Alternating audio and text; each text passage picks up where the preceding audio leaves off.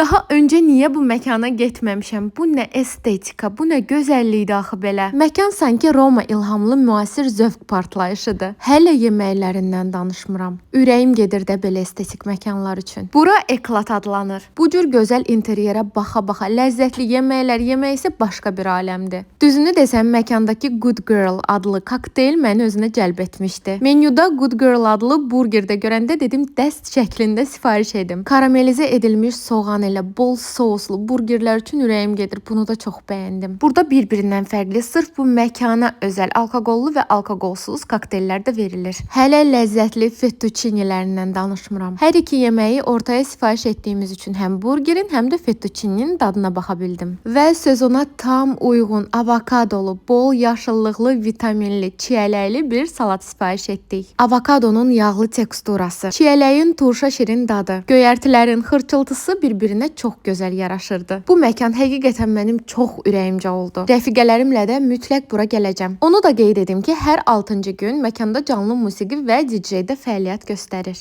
Pet friendlydir, yəni öz ev heyvanlarınızla da bura gələ bilərsiniz. Leonun, Lucy'nin yeri məlum. Terasları çox gözəldir. Yayda burada yer tapmaq mümkün olmayacaq. Terasda qəlyan da verilir.